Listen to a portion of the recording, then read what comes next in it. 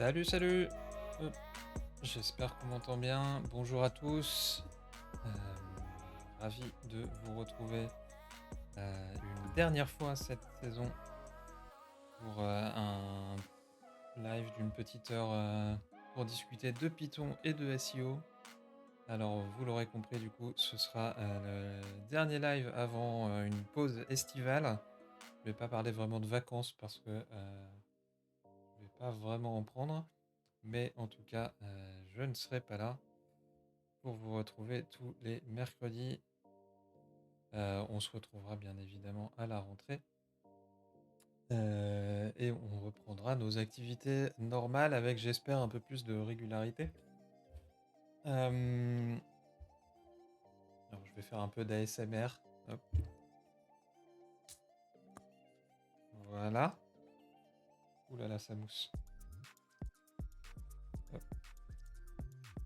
Puisque c'est le dernier live, comme on dit, ça s'arrose. Voilà. Du coup, qu'est-ce que je voulais dire? Oui, donc c'est le dernier live. On en a fait. J'aurais dû compter avant, en fait. Ça aurait été peut-être un peu plus efficace.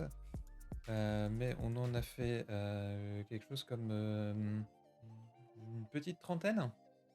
Ce qui est peut-être plutôt pas mal finalement. Et effectivement, je pense que un des problèmes récurrents, c'est justement la récurrence de nos lives. C'est-à-dire que j'ai pas eu un emploi du temps très facile cette année. Il m'a pas aidé à être régulier dans les interventions. Salut Handel, salut Nice69200, bienvenue et ravi de vous retrouver ici. En tout cas, du coup, j'espère que cette première année de live en votre compagnie vous aura plu. Je sais que j'ai eu pas mal de retours positifs sur le format, même si l'horaire n'est pas forcément toujours évident pour tout le monde. Moi, le premier d'ailleurs, je viens de le dire. Et puis, je pense qu'il n'y aura jamais un horaire parfait de toute façon.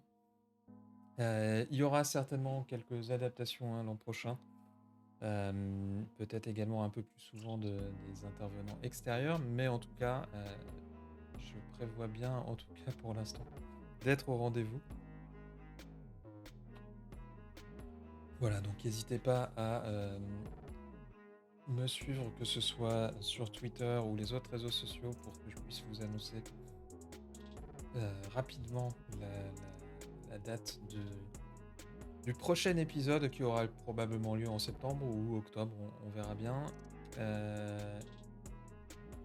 C'était une belle année très pédagogique, c'est génial. Et bah écoute, merci, ça fait plaisir. Je vois que toi aussi tu as des jolis projets euh, sur lesquels tu communiques un peu. Et bah, ce sera peut-être aussi l'occasion dans un épisode prochain que tu viennes nous parler de tout ça. Quoi qu'il en soit, donc aujourd'hui, bon, un épisode un peu light et spécial, on va dire, c'est la veille des vacances ou presque. Je voulais, hop, je voulais vous proposer un sujet qui n'a pas grand-chose à voir avec le SEO, mais qui, moi, me fait un peu marrer parce que, pour rien vous cacher, je pense que c'est un des tout premiers programmes que j'ai fait. Alors, c'est pas le premier bout de code que j'ai pu produire parce que je faisais déjà des petits sites web en HTML, CSS avant. Mais bon, c'était surtout justement du HTML et du CSS, donc pas très compliqué. Mais le premier vrai programme, on va dire, que j'ai fait, c'était sur ma calculatrice. Je devais être en seconde. Et j'ai fait un mastermind. Voilà. Et du coup, ce que je vous propose aujourd'hui, c'est d'essayer de faire au moins un début de mastermind en Python. Alors, on va voir que c'est pas très compliqué, mais il y a quand même quelques petites règles. Et puis surtout, ça nous permettra aussi de revenir peut-être sur certaines bases pour ceux qui n'auraient pas suivi la chaîne depuis le début ou regardé les replays.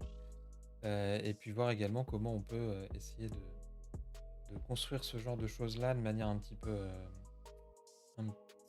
robuste, on va dire. Ce qui, je pense, est un exemple pas plus mauvais qu'un autre pour voir certains concepts.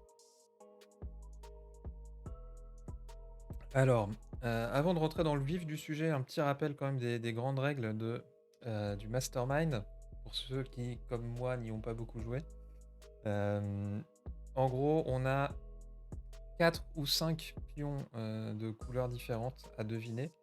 Alors il va falloir qu'on regarde, voilà, il y a 6 couleurs qui sont jaune, bleu, rouge, vert, blanc ou noir. OK. Et on a le droit à 10 ou 12 tours de devinettes, on va dire.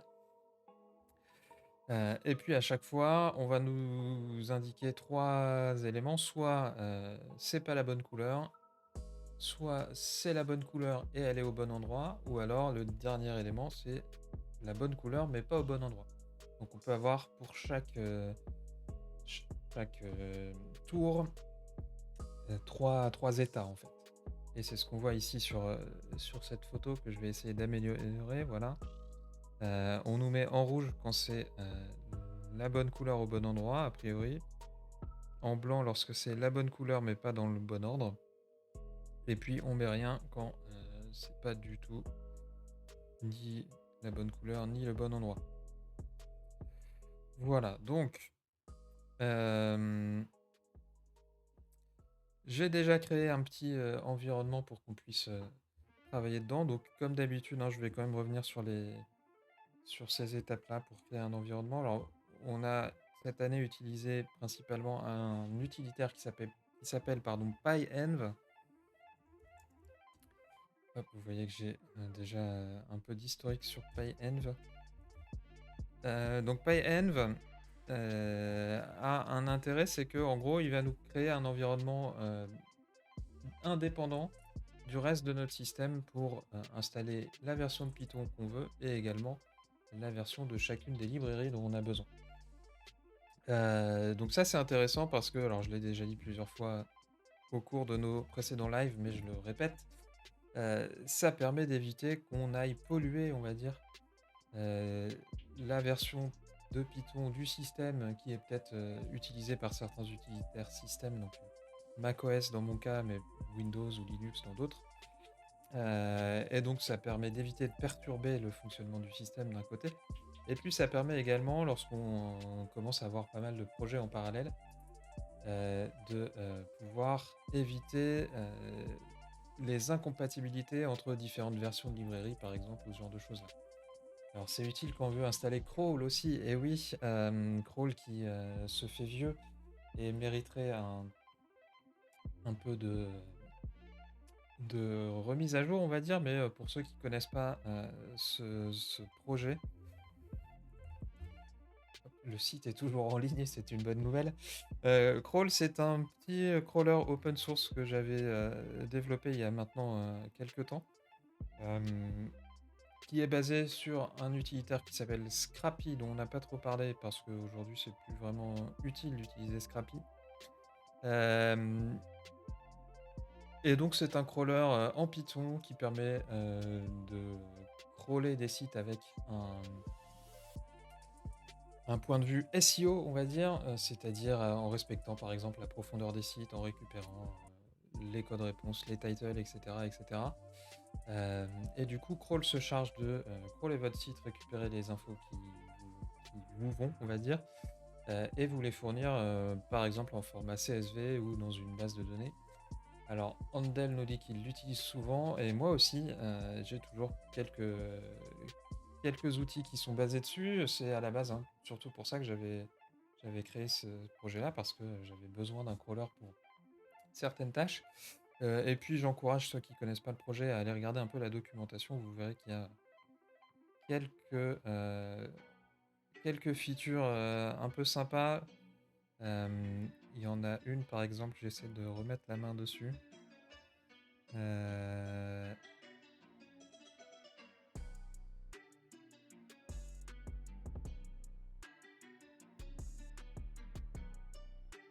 voilà, le petit check lang ici est plutôt utile, lorsqu'on travaille à l'international par exemple.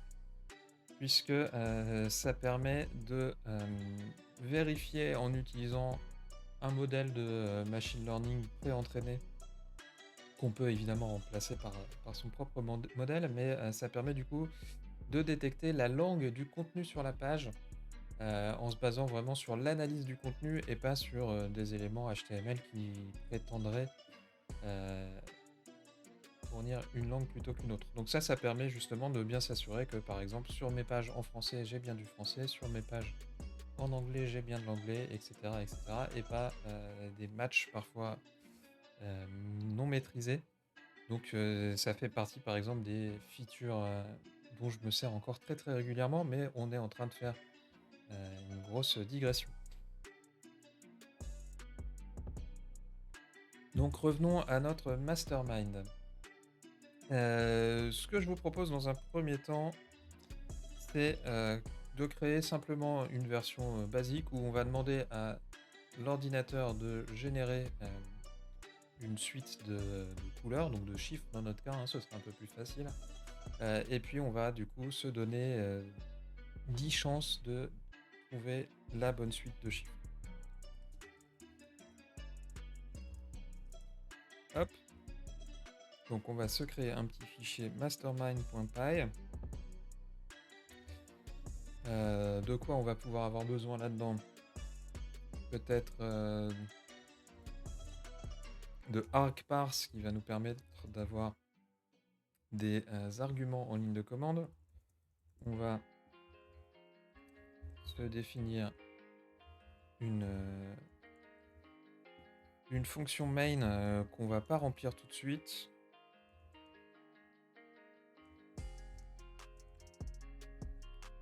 Voilà.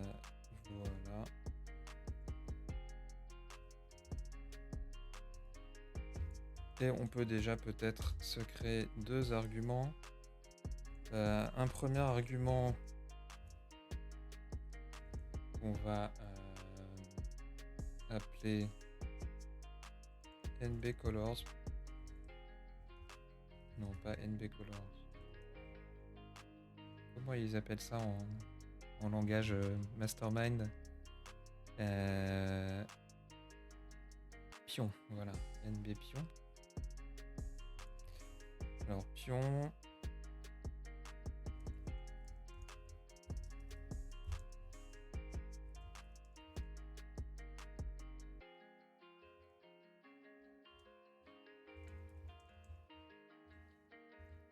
Hop, voilà, donc on va avoir un premier argument pour gérer le nombre de pions avec du coup un défaut à 4. Et puis on verra peut-être si on a le temps comment on peut gérer pour que ce soit que 4 ou 5. Et puis on va créer un deuxième argument qu'on va appeler chances. Et par défaut ce sera 10. Voilà. Je pense que c'est pas mal. Et on envoie tout ça à notre main function. Alors pourquoi j'ai une erreur ici? Ça commence mal.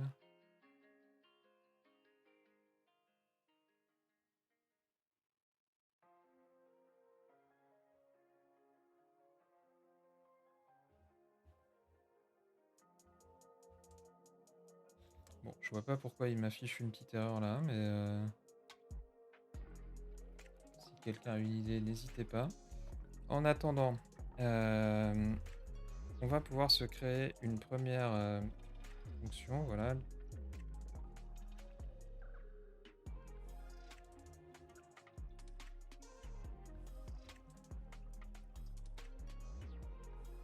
Il manque une virgule. Ah oui, bien vu. Hop. Voilà. Bien vu, merci. On a résolu le problème. Hop. Alors, on va générer une première fonction qui va nous servir à générer une liste de pions. Qui va du coup prendre en argument le nombre de description et puis peut-être qu'on peut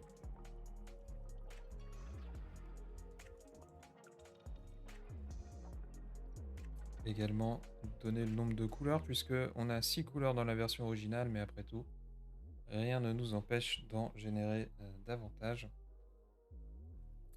On va avoir besoin du coup d'importer random.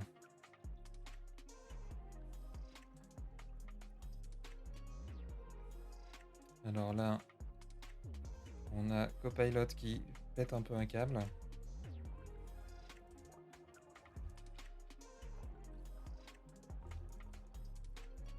On s'en fout un peu de la docstring pour l'instant, c'est pas très grave.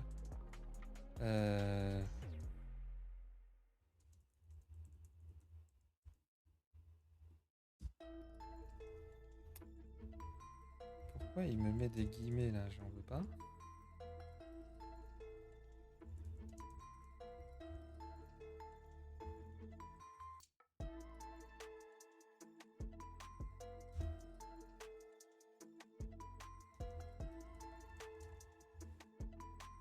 Hop, voilà. Donc, ce que j'essaie de faire ici, c'est d'avoir pour donc créer une liste vide et ensuite dans ma liste, je vais ajouter autant d'entiers que nécessaire avec ce nombre n, en essayant de faire en sorte que ce soit des entiers compris entre 1 et le nombre de couleurs.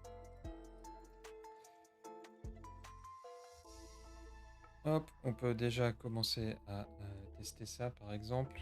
On va lui demander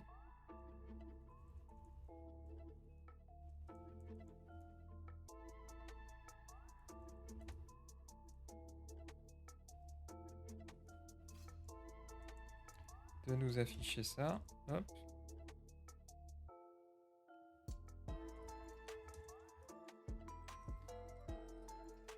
Ah. Alors là, on a un petit souci. List n'est pas defined. Alors, j'ai fait un petit abus, mais on va voir si on peut résoudre ça comme ça. Voilà. Donc en gros, ce qui s'est passé, c'est que j'ai écrit list en lettres. En fait, list est un objet qui appartient à une librairie précise. Qu'est-ce que j'ai fait? Hop. Qui permet de un peu plus précisément indiquer les types des arguments qu'une fonction reçoit et également les types d'objets qu'elle retourne. Donc là, par exemple, j'ai simplement une liste.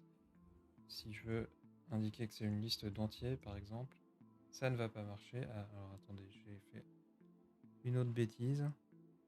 Voilà. Voilà. Donc ici, j'indique que je renvoie une liste qui va contenir des entiers. En gros, pourquoi on a cette librairie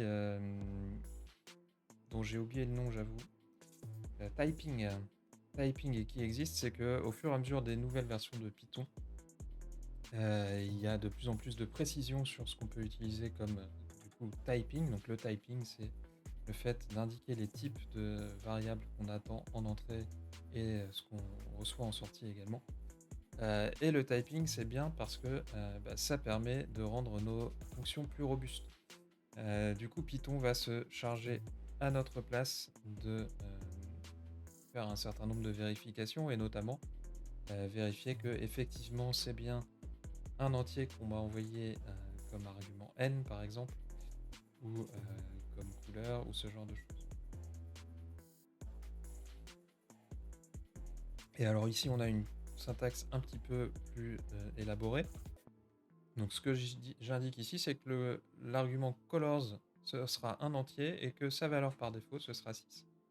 C'est ça qui me permet, lorsque j'appelle ma fonction generatePion, de ne pas avoir à préciser le deuxième argument qui est déjà présent par défaut. Du coup, par contre, le souci qu'on a ici, c'est que en fait, il n'y a rien qui s'affiche.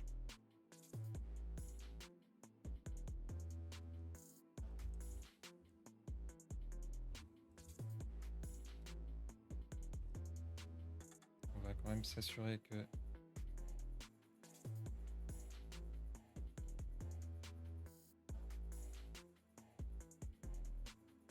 Qu'est-ce que c'est que ce cirque?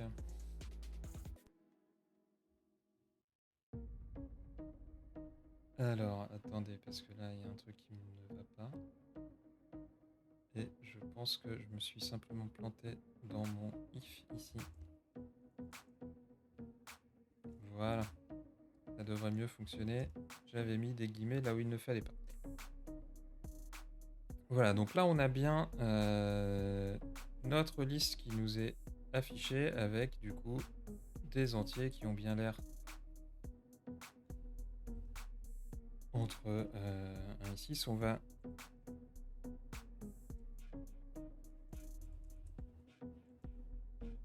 Allez, on va en afficher 20, comme ça.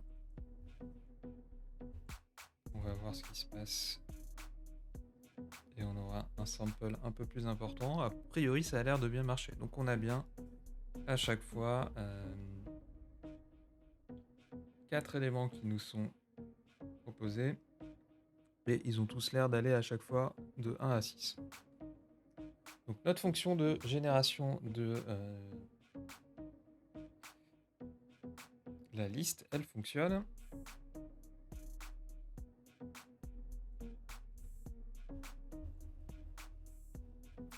Maintenant,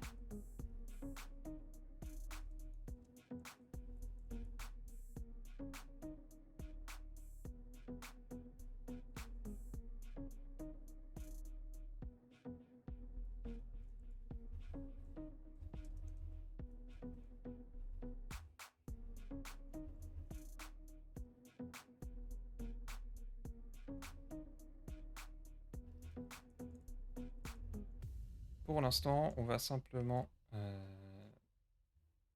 Oh, je vais rajouter un petit exit pour pas que ça coûte trop de temps.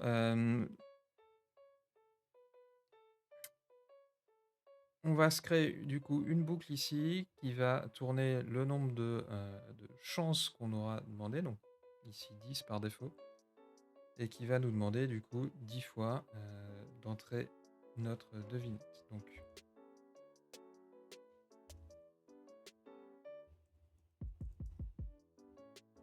ça marche.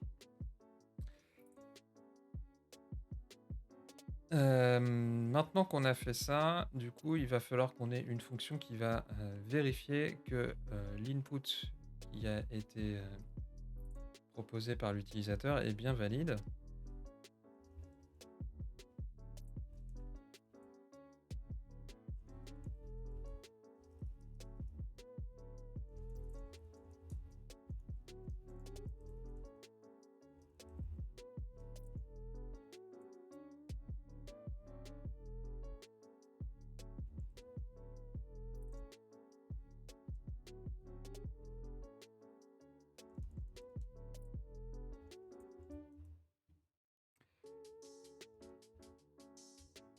Donc on a une fonction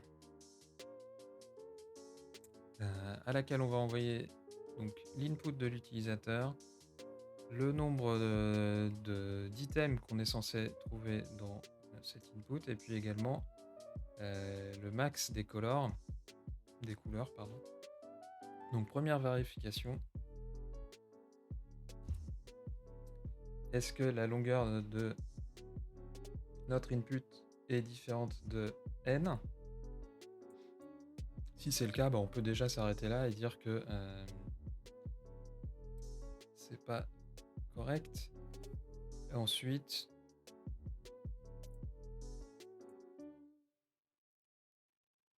on a du coup une boucle qui va prendre chacun des items de guess et qui va les transformer en couleurs.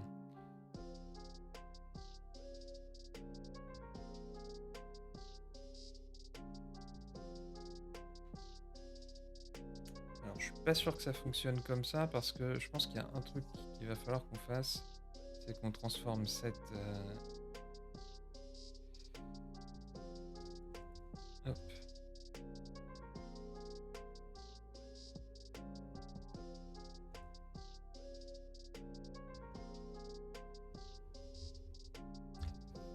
Voilà, il va falloir qu'on arrive à transformer facilement guess en une liste d'entiers, mais je pense que ça va se faire tout seul. Hop.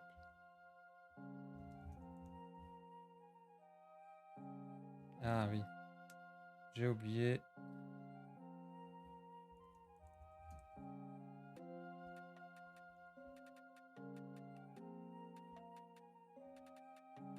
Voilà.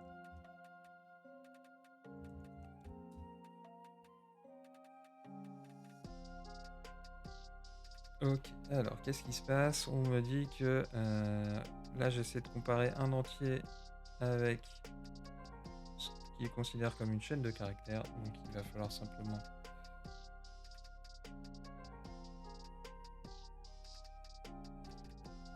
caster cet entier.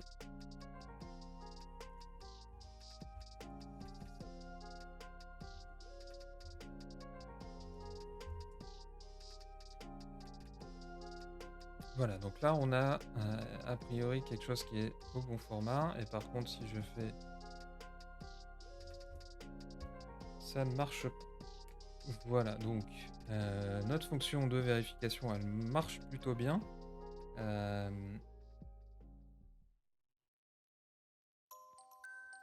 Ce qu'on pourrait par contre améliorer, c'est le message d'erreur, parce que là, du coup, d'une part, on a tout qui plante, et d'autre part, on affiche à notre utilisateur un message qui est peut-être un peu cryptique pour un joueur. Du coup,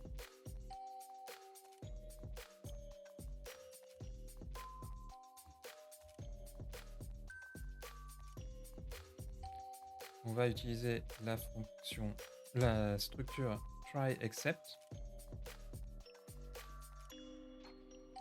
qui va nous permettre d'intercepter les value error comme celle qu'on vient d'avoir pour afficher un message d'erreur personnalisé. Et on peut même améliorer un petit peu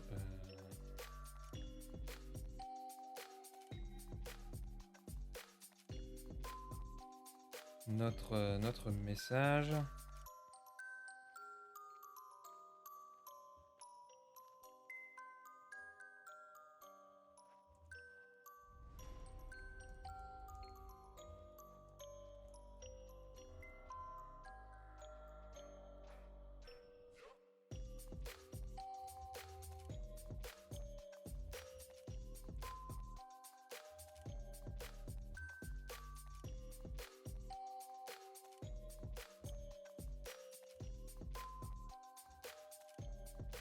Alors je vais rajouter le nombre de couleurs ici parce que comme ça ce sera fait.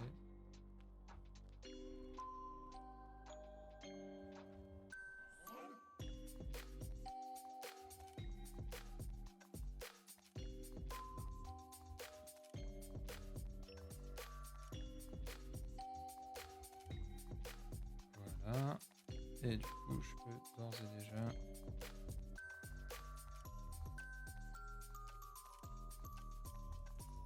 en servir ici aussi.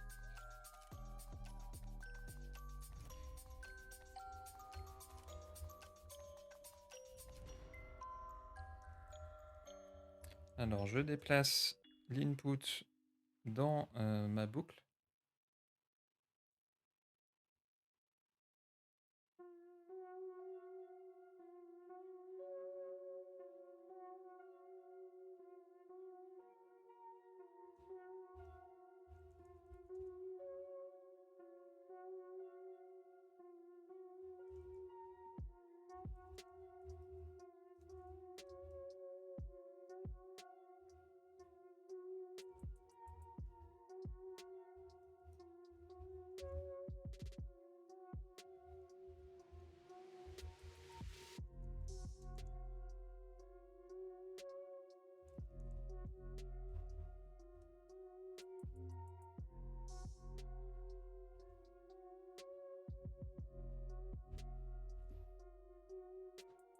Alors qu'est-ce qui se passe?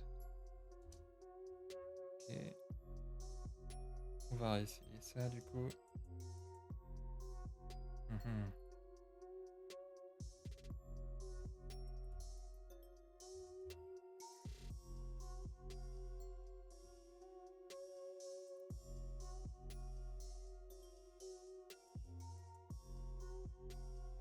Donc là, ce qui lui plaît pas, c'est que j'initialise guess avec un 0. Et ben, je vais lui envoyer une chaîne de caractères vide.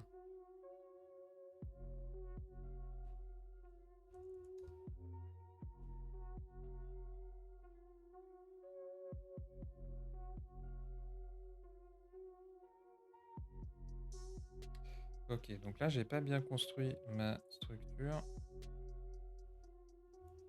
Je devrais plutôt... Hop.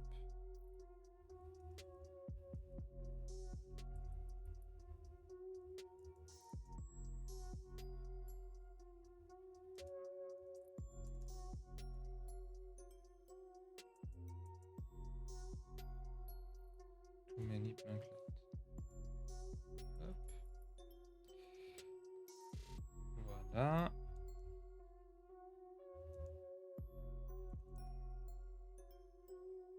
Ah.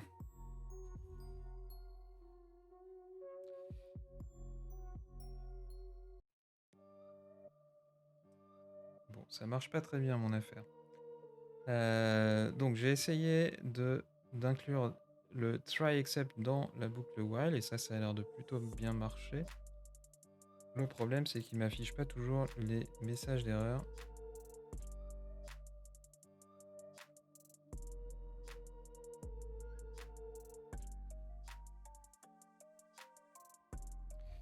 Alors.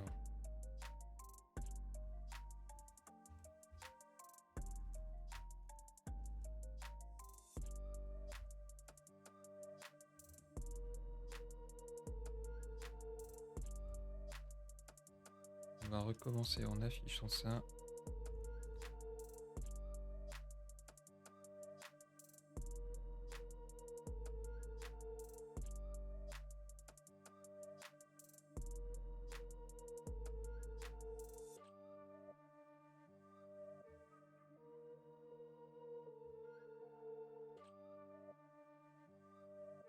Ok. Alors ce qui pose problème ici en fait, c'est que je fais 2 fois ma validation.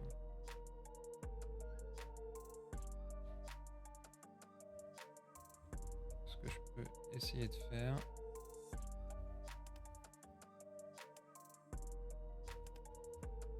c'est remplacer cet appel-là par une variable.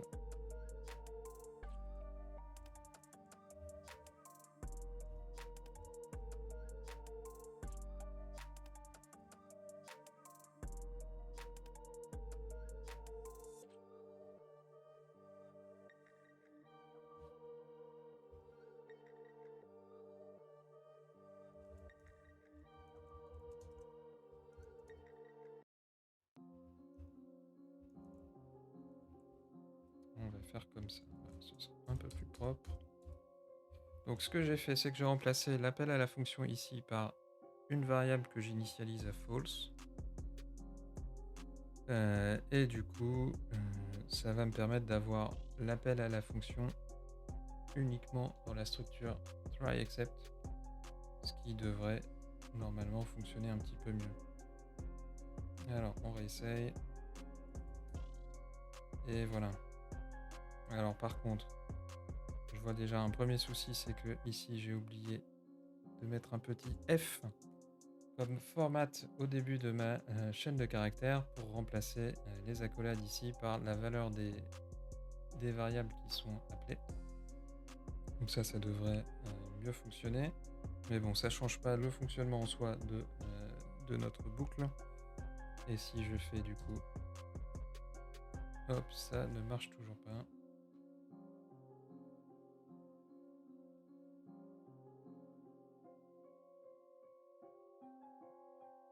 Ok, donc ça marche bien si...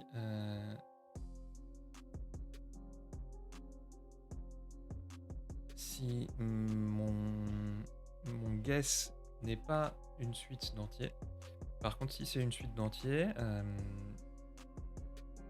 bah, j'ai juste un return false qui arrive, mais il n'y a rien d'autre. Donc en fait, ce que je pourrais faire, c'est remplacer mes return false ici par un raise value error. On va voir s'il y a besoin d'indiquer autre chose que value error.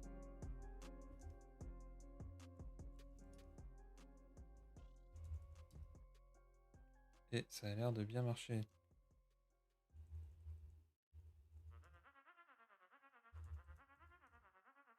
Ok.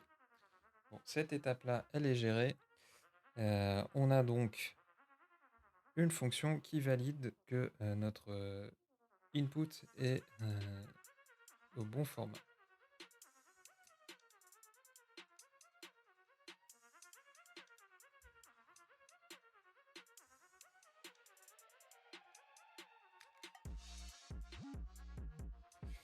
Donc ça c'est plutôt bien. Maintenant ce qu'il va falloir qu'on fasse, c'est qu'on vérifie que dans notre input, on a des éléments qui sont dans la liste de notre première fonction generatePion.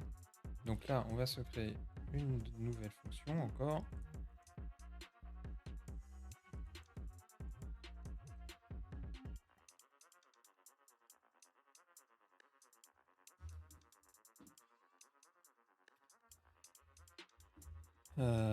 Check guess.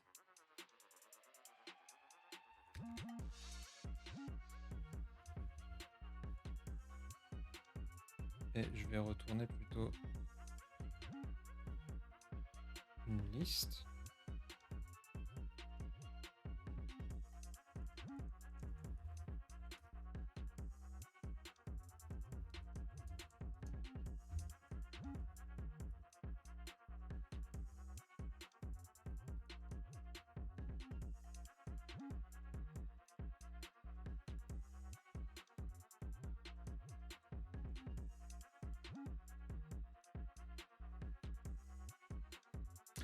Alors là, en fait, il me faudra autre chose que simplement cette boucle for, parce que je vais devoir boucler sur les deux listes en même temps.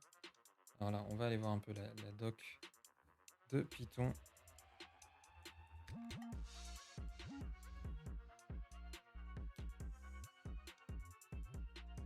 Et on va parler d'itérateur. Donc en gros, il y a plein de manières de boucler, que ce soit sur des listes, des tuples ou encore des dictionnaires en Python. Mais en général, on va se servir de ce qu'on appelle des itérateurs. Alors là, on tombe sur une doc qui est pas très pertinente. Bon, allons voir Real Python peut-être.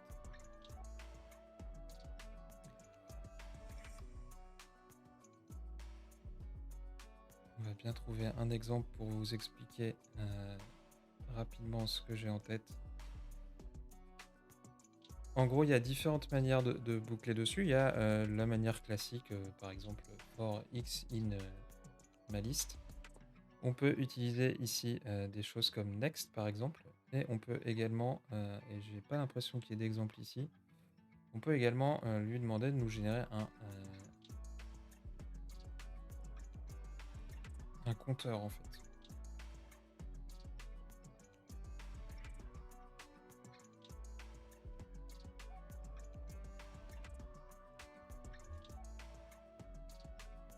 Voilà, donc c'est ça que je cherchais, enumerate.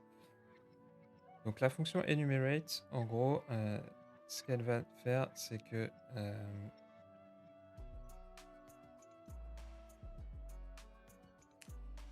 elle va nous générer un compteur pour les éléments de notre liste. Donc en gros, avec cette structure-là, for count, donc notre compteur, et value, donc l'item qu'on extrait de values notre liste, on va pouvoir avoir la position et la valeur. Ce qui va nous intéresser dans notre cas, puisque nous, ce qu'on va pouvoir faire, c'est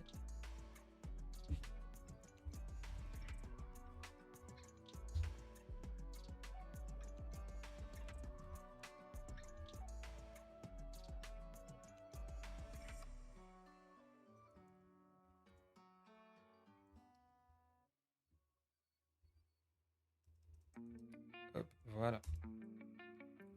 Donc là, concrètement, si j'arrive dans le cas nominal, c'est-à-dire que la, de- la devinette de l'utilisateur, l'input de l'utilisateur est égal à l'input, au même item, à la même position dans ma liste,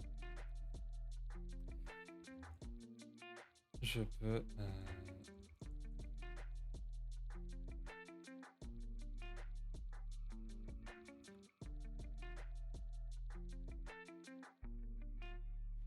append oui. Alors il faudrait que je trouve une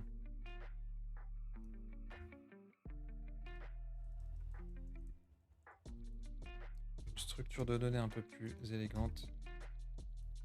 Mais voilà, en gros, on va avoir trois valeurs qui sont oui, presque ou non. On va essayer ça.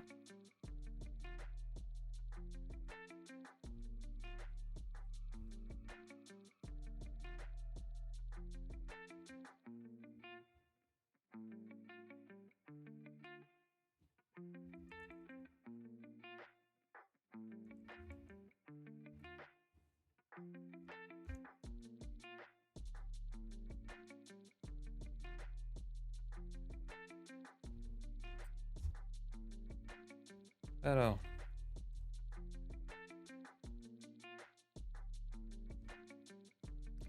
j'ai mis des guillemets là où il fallait pas. On va finir par y arriver. Voilà, donc là, ce que ça me dit, c'est que a priori, alors par contre, c'est pas normal que ça s'arrête. Ah oui, c'est que j'ai mis un exit ici. Je recommence pour la forme. Là, ce que ça me dit, c'est que je commence bien par un 1. Il n'y a pas de 2, il n'y a pas de 3, et il y a un 4 quelque part. Donc je peux faire 1, 4, 5, 6. Ah, 1, 4, 5, 5. 1, 5, 4, 5. 1, 1, 4, 5. Et j'ai trouvé, voilà. Bon, donc on a une mécanique de mastermind qui fonctionne. Il faut qu'on gère le cas où on a que des oui du coup. Parce que du coup ça veut dire que la partie s'arrête et que l'utilisateur a trouvé. Et il faut aussi que je vérifie dans les règles parce que du coup ça m'a mis un doute. Est-ce qu'on peut avoir plusieurs fois la même couleur dans une même partie? J'ai l'impression que oui, mais pas certain.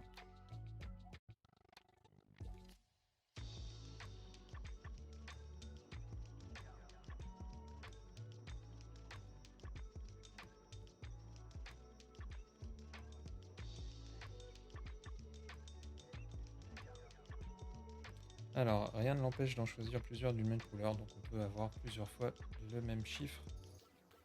Ça rentre dans les règles, donc là-dessus, pas de souci. Et maintenant, il faut qu'on vérifie que...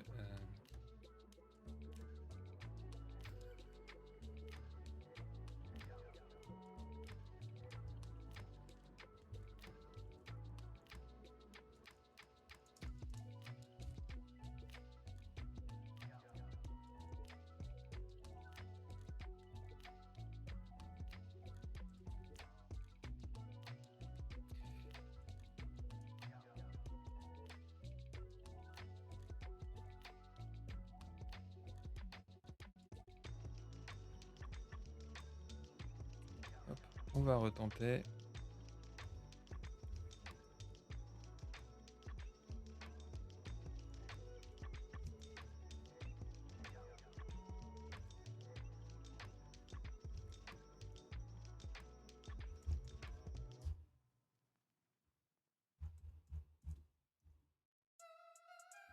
Et voilà, on a un mastermind qui fonctionne,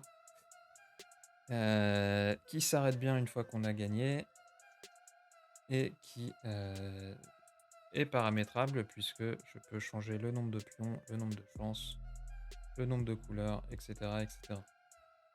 Bon, alors il y a plusieurs choses qu'on pourrait améliorer quand même. C'est Copilot qui me fait de l'autocomplétion comme ça, exactement, oui. C'est bien pratique.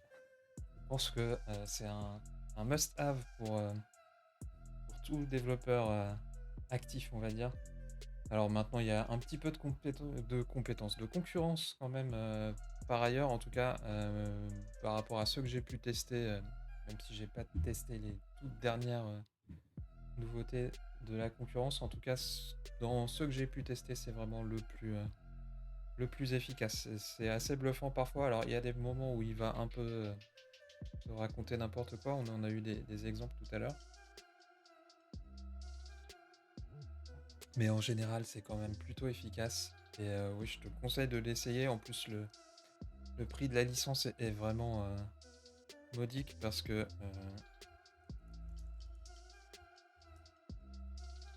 voilà. De mémoire, c'est quelques dizaines d'euros par an. Voilà, pour un individuel, c'est 10 dollars par an ou 100 dollars par... non, 10 dollars par mois ou 100 dollars par an. Autant dire que c'est très très très très très vite rentabilisé. Il faut évidemment utiliser un éditeur de code ou un IDE qui soit compatible, mais en tout cas, ouais, ça fait gagner vraiment énormément de temps. Je crois qu'il y a eu des études qui ont été faites sur le gain de productivité, mais c'est assez bluffant. Il y a des gens qui prétendent que ça fait x4, je n'irai pas jusque-là, mais c'est vraiment, vraiment bien. Et puisque c'est fourni par Microsoft et que du coup, il y a aussi pas mal de collaborations avec OpenAI, je pense qu'il y a pas mal de nouveautés qui sont inclus sur les dernières versions. Et moi, j'ai vraiment une impression de progression, on va dire, des recommandations qui deviennent de plus en plus pertinentes par rapport au contexte. Donc, quand tu travailles dans un projet avec du code existant, etc., je trouve, alors je sais pas si il va lire le reste du code ou quoi, mais je trouve que les propositions sont souvent adaptées au contexte, ce qui était un peu moins le cas, en tout cas mon ressenti c'est que c'était un peu moins le cas il y a encore quelques temps. Donc oui, je recommande fortement et forcément de tester Copilot, c'est vraiment vraiment bien. Pour revenir à notre projet, donc là c'est fonctionnel, alors il y a plusieurs petites choses qu'on pourrait améliorer. On pourrait notamment améliorer cette structure-là de données, puisque dire oui, presque ou non, bon, ça ne perturbera pas l'utilisateur, mais c'est pas très élégant d'un point de vue code. Je me dis que j'irai peut-être jusqu'à créer une petite classe en fait pour gérer les pions. À la fois les pions générés par l'ordinateur d'une part, et également les pions insérés par l'utilisateur, par le joueur, parce que comme ça je pourrais avoir à la fois ma liste de pions avec des objets à la place de mes entiers et également la couleur, si je veux afficher des couleurs plutôt que des chiffres, voire même le statut, c'est-à-dire est-ce que c'est au bon endroit, est-ce que c'est mal placé ou est-ce que c'est pas la bonne couleur. Voilà, donc ça serait un bon exercice. Et après, pour le reste, bon, ce sera surtout de l'élégance, on va dire. Mais en pratique, ça marche plutôt bien. Un des points qu'on pourrait regarder également, c'est est-ce qu'on veut relancer une partie. Mais ça, c'est toujours un petit peu chiant en fait à mettre en place. Et c'est plus du bricolage qu'autre chose. Et puis après, le dernier point, c'est peut-être retourner l'exercice et du coup essayer de jouer contre l'ordinateur en lui faisant essayer de deviner une de nos suites. Le truc là-dessus, c'est que je sais pas à quel point c'est très pertinent, puisque l'ordinateur il va toujours finir par trouver si on lui donne le bon nombre de chances.